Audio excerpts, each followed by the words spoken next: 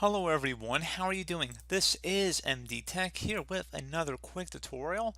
In today's tutorial, I'm going to show you guys how to disable the run command on your Windows 10 computer. This should be a pretty straightforward process, guys. And without further ado, let's go ahead and jump right into it. So we're going to start off by opening up the Start menu. Type in Regedit, so Regedit.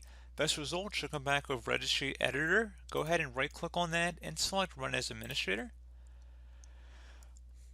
If you receive a user account control prompt, go ahead and select yes. And before you begin in the registry, you want to just make sure you create a backup. So if anything were to go wrong, you could easily restore it back. So in order to create the backup, all you have to do is select the File tab and then Export. File name, I'd recommend naming it the date in which you are making the backup. Set export range to all, and then save it to a convenient location on your computer or external drive if you so choose. And if you ever need to import it back in, you just would select File and then Import, and then just navigate to the file location wherever you saved it. So again, pretty straightforward. And now we are ready to begin. So we're going to start by double clicking on the HKey current user folder. Do the same thing now for the software folder, so go double click on that. Same thing for Microsoft. And now go down to Windows. Double click on that. Should be a current version folder under here. Go ahead and double click on that.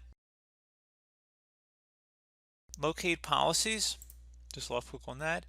And now on the right side, you want to right click in a blank area, select new, and then you want to select DWORD 32-bit value. You want to name this value Explorer, exactly how it appears on my screen. So EXPLORER. Double click on it once this value has been created.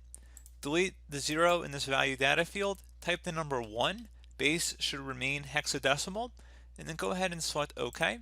Once you're done with that, you can go ahead and close out of the Registry Editor, restart your computer, and then the Run dialog field should be disabled.